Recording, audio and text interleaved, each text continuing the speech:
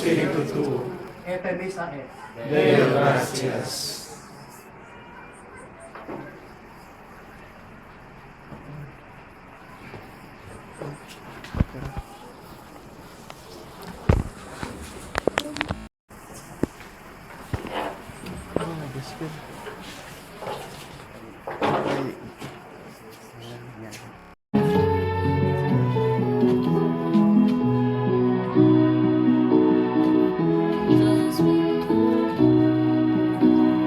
Angels we have heard on high, sweetly singing o'er the place, and the mountains in reply, echoing their joyous praise.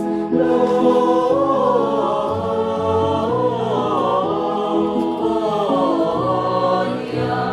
in excelsis Deo,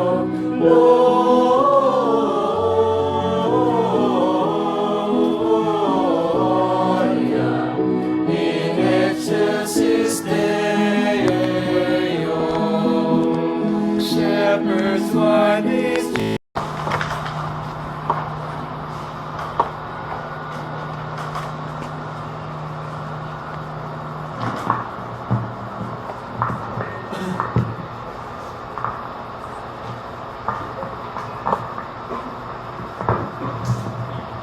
A reading from the Book of Kings.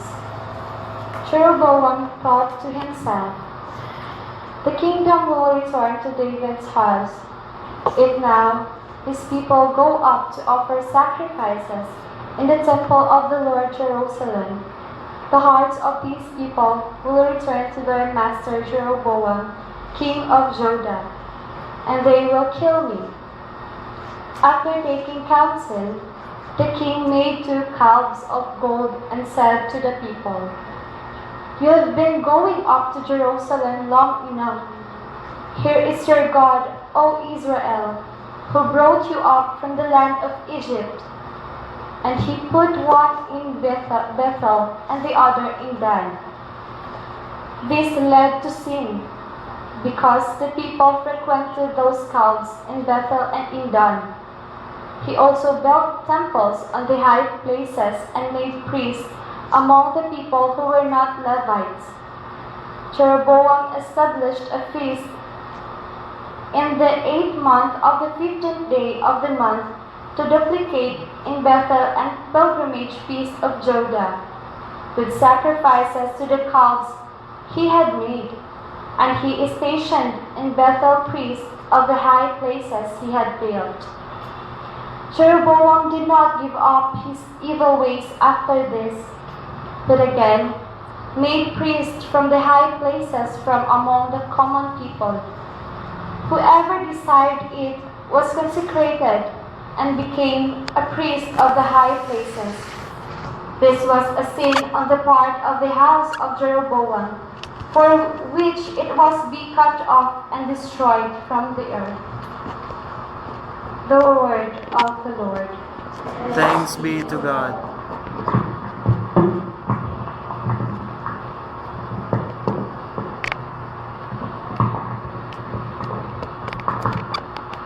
Responsorial Psalm. Let our response be, remember us, O Lord, as you favor your people. Remember us, O Lord, as you favor your people. We have sinned, we and our fathers. We have committed crimes, we have done wrong.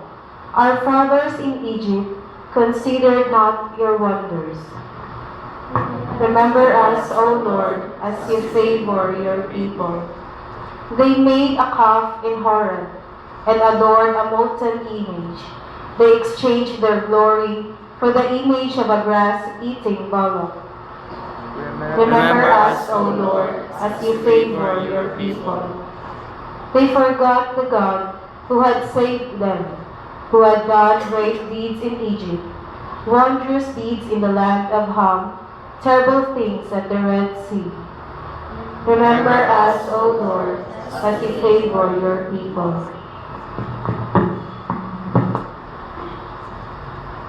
Please stand.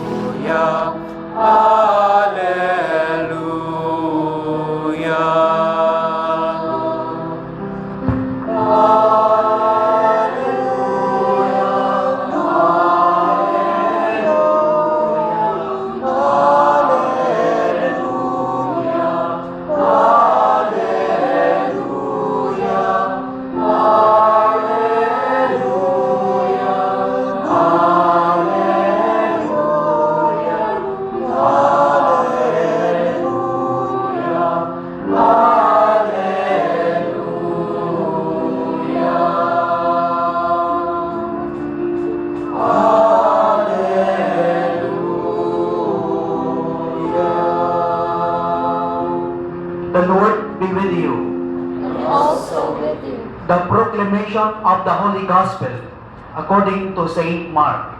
Glory to you, O Lord.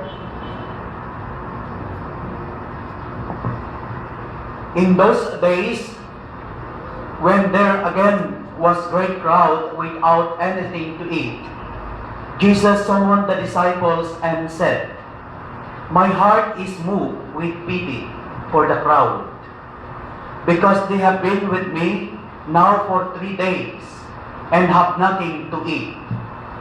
If I send them away hungry to their homes, they will collapse on the way. And some of them have come a great distance."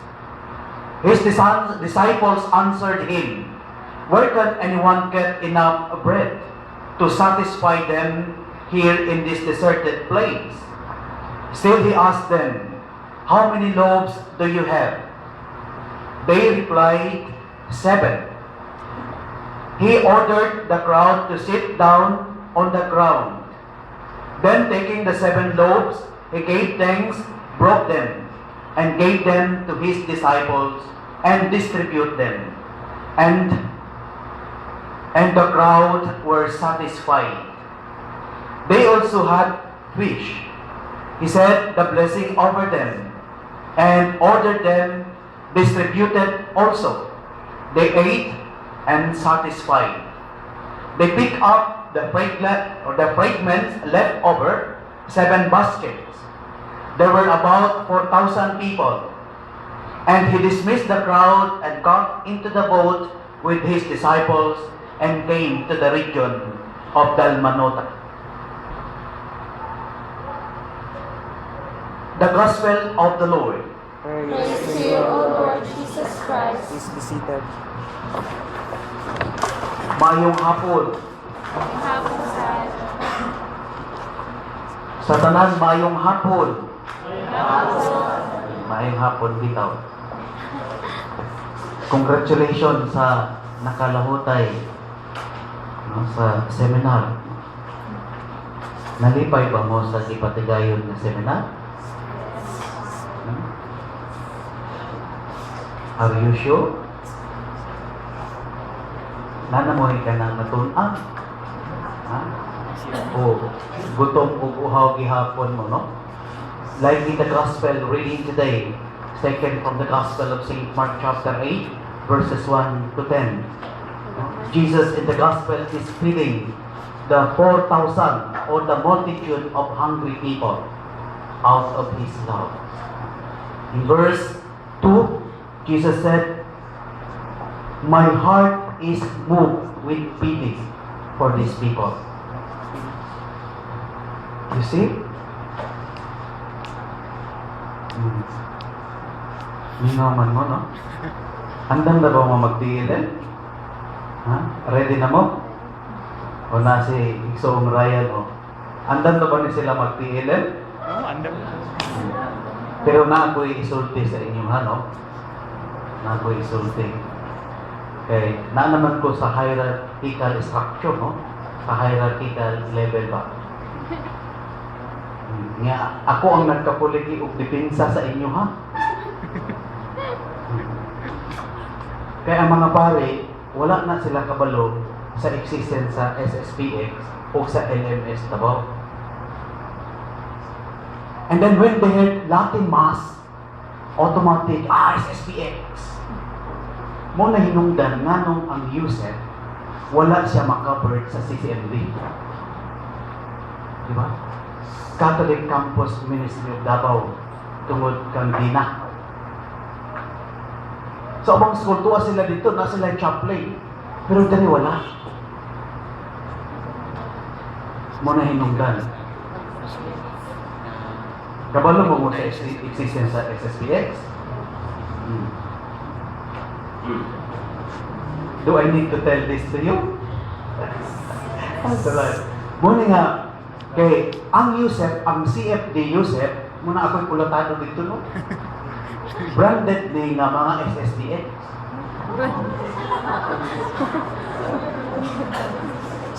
Muna nga ako'y kapuliki o kung bata kung mahimo, panukun ko ni mga tawanan. No? Kaya ako na ko'y apologies sa ilaha. Yan sa istorya, no?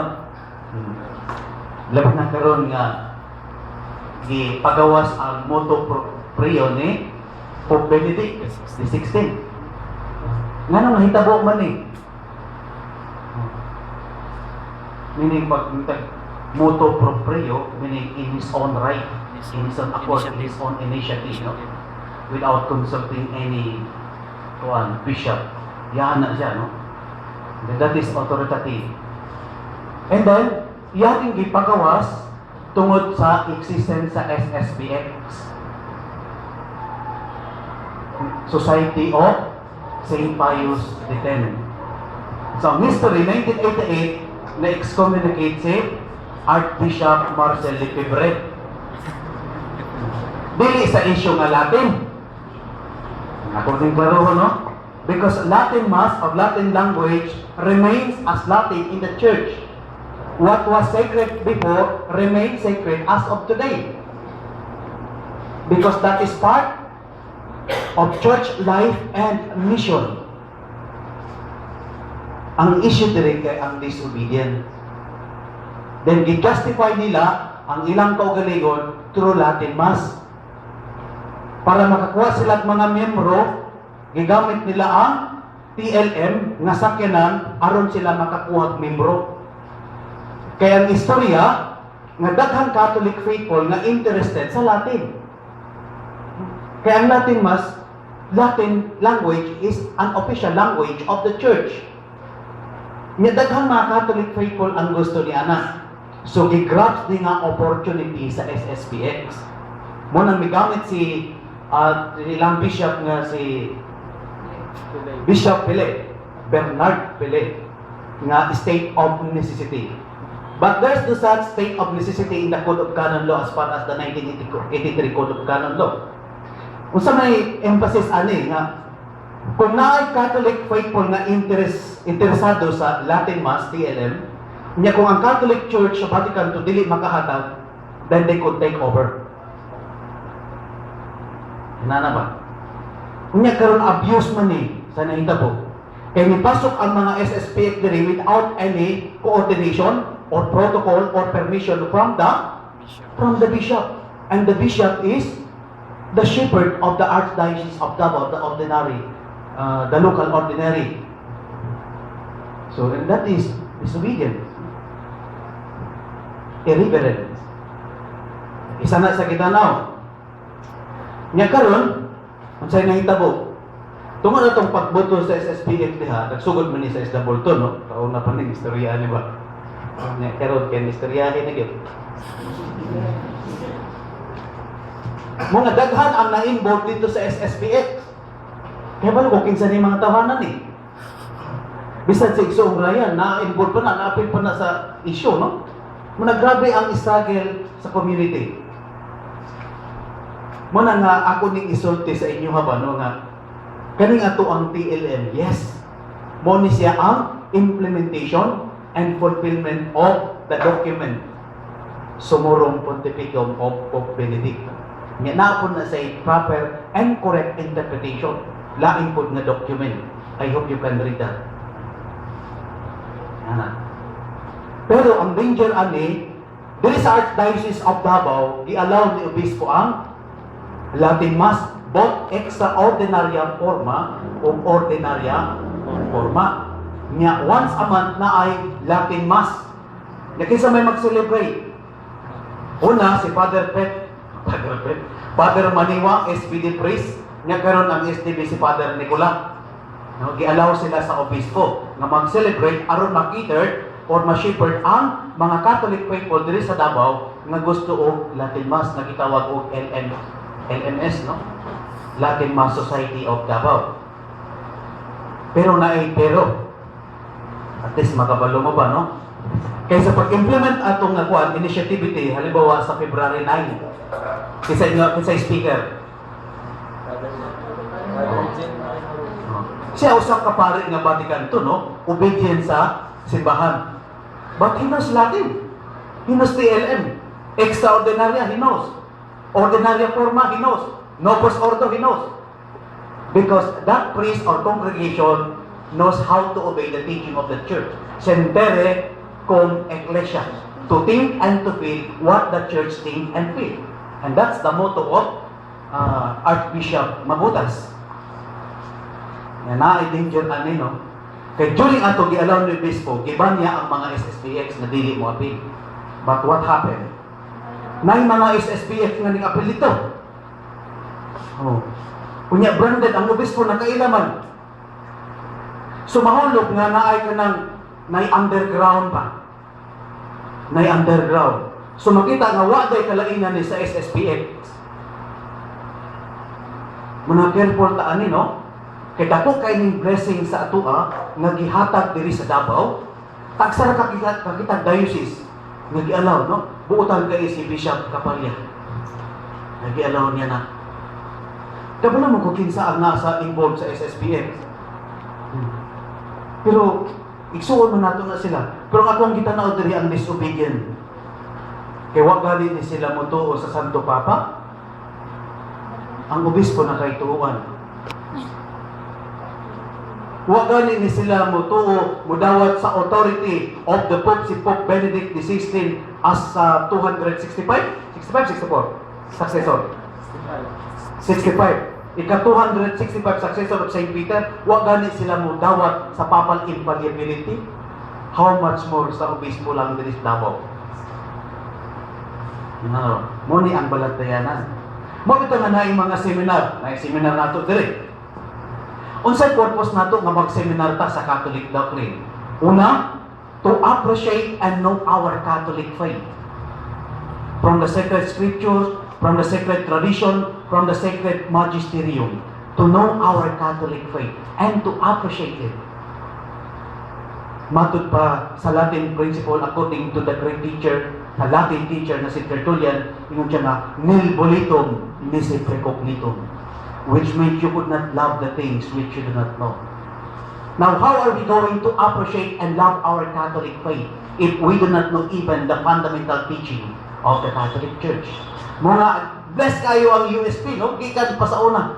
Ano man nato yung mga CDS Catholic Doctrine Seminar for us to know. Second, to live out our Catholic faith. For us to become a living witness as Catholics. Baptized Catholic Christian. Witness. Namatod pa ni St. Paul sa Galatians chapter 4 verse 19, ingon siya dito na Dominec formitor Christus in vivos. Meaning, until Christ is formed within you. That each and every one of us would become a living witness in words and in action. That's the second purpose of having this Catholic Doctrine Seminar. Third, to help the mission of the Church of Christ, the true Church of Jesus Christ. To help the mission. Not to create another church, not to create another community, but to help the mission of the church, because it is the church who continues the saving work of God, the Opus Dei. Within the church, through the church, and for the church. That is why the motto of the Catholic Faith Defender is Per Deo et Ecclesia. For God and the church. Klaro ba na? To help the mission of the church, not to create another church. And to maintain the peace and unity of the church. As God as one, then He established His church as one. Matthew 16 verse 18 to 19. To spectrus et superham petram edificabo ecclesiam miam, et forti impre non privalibum adversum iam. Wak-wak ato hulog ba?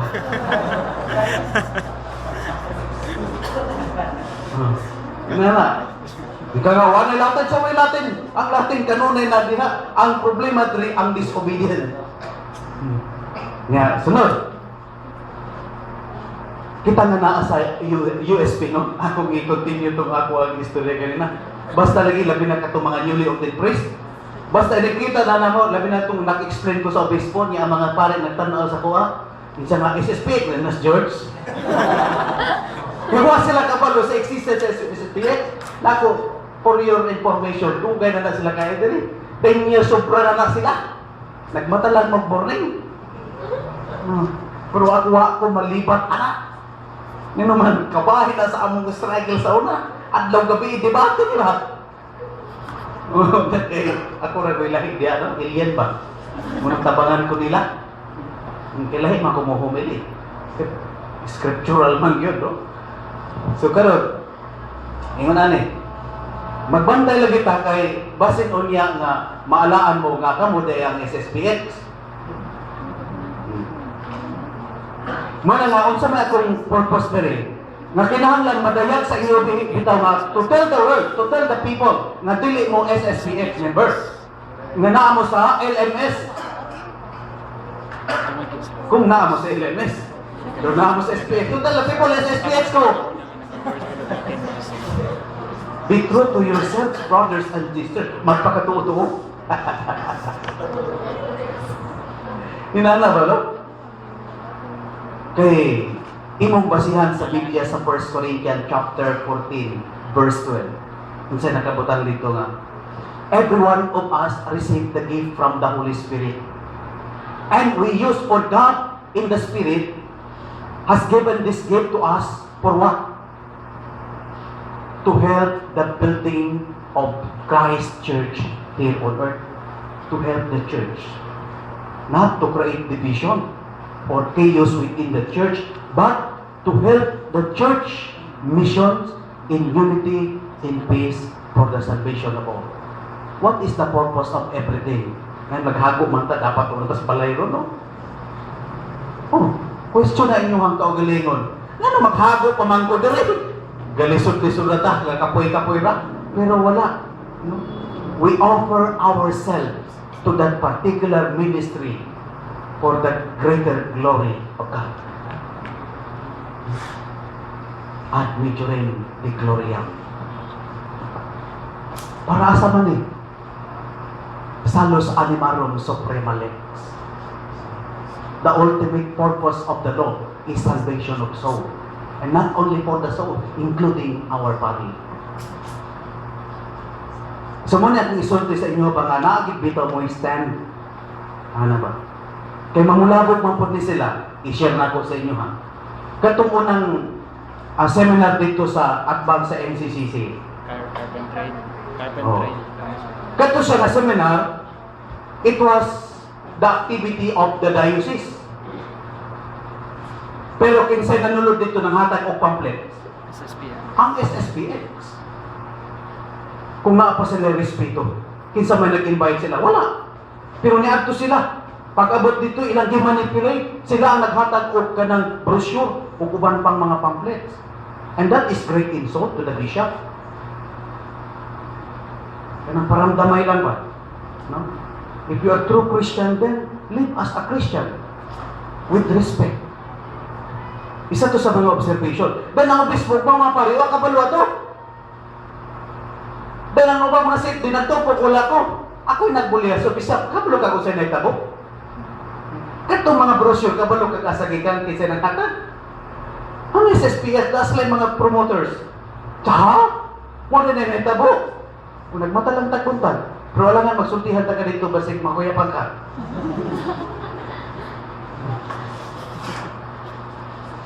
Mga ingana ba? So, i-grab nila ang opportunity. Na second, katong hitabo dito, sa San Pedro, atong February 9, unsay gitugon sa obispo. I-allow niya nga mga seminar, pasalamat pagani, lipay ng obispo, basta ang mga SSPX members di ban. Tungod ato nga experience. Kaya ang gipanalitan ni obispo, nga dili mo madamay sa criticism mo niya. Uy, ingon to, kwanto ka ng LMS of Davao. Ano nga may mga SSPX dito nga kailaman ko ato? So madaot ang image sa obispo. Nga nagsalig na ba ang obispo sa tuwa? Kaya naman to, no? Dili na to tanggalon ang pagsalig sa obispo, no? Para dili tayo. Simple naman lang kay obedience. Nga, isulti mo nga, nga, inguna naman ang kahimtang sa SSPX. Actually, nasa sila ka nang gitawag doctrinal preamble. Nga, kasabutan dito sa Vatican II. Nga, kung mupirma ang SSPX, so fully accepted and communion na sila sa simbahan. Wa man gid sila mo perma. Naka-istorya man ni Bishop Philip Bernard. Katong conference dito. And then, naay conflict ani gawas sa disobedient. Una, ang giilan nila nga legitimate pope si Pope Pius X, and after that, all popes illegitimate na. Mo nang SSPF, no? Society of St. Pius X. So gikan kang Pope John the 23rd kang Father Roncalli, hangtod kang Pope Paul VI, kang Pope John